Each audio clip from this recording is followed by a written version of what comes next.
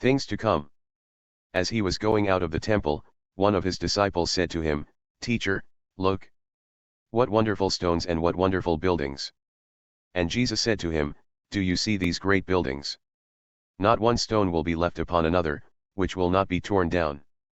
As he was sitting on the Mount of Olives opposite the temple, Peter, James, John, and Andrew were questioning him privately. "Tell us, when will these things come about, and what will be the sign when all these things are going to be fulfilled?" And Jesus began to say to them, "See to it that no one misleads you. Many will come in my name, saying, 'I am he.' And they will mislead many. When you hear of wars and rumors of wars, do not be alarmed, those things must take place, but that is not yet the end. For nation will rise up against nation, and kingdom against kingdom, there will be earthquakes in various places, there will also be famines.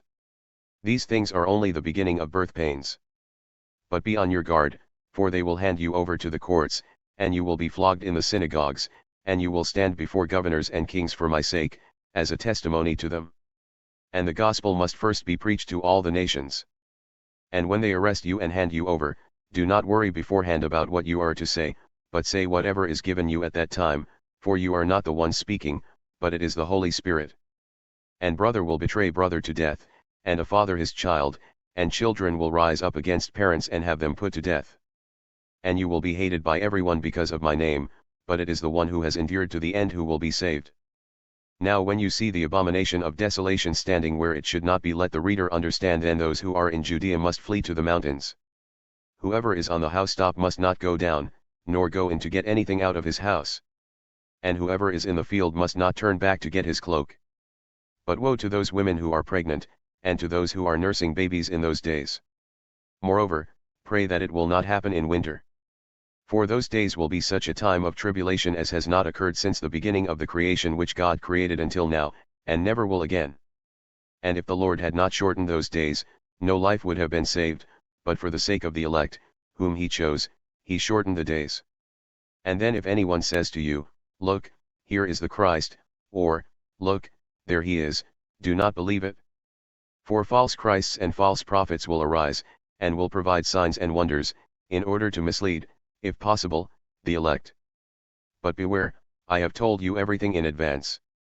The return of Christ. But in those days, after that tribulation, the sun will be darkened and the moon will not give its light. And the stars will be falling from heaven, and the powers that are in the heavens will be shaken. And then they will see the Son of Man coming in clouds with great power and glory. And then he will send forth the angels, and will gather together his elect from the four winds, from the end of the earth to the end of heaven. Now learn the parable from the fig tree. As soon as its branch has become tender and sprouts its leaves, you know that summer is near. So you too, when you see these things happening, recognize that he is near, right at the door. Truly I say to you, this generation will not pass away until all these things take place.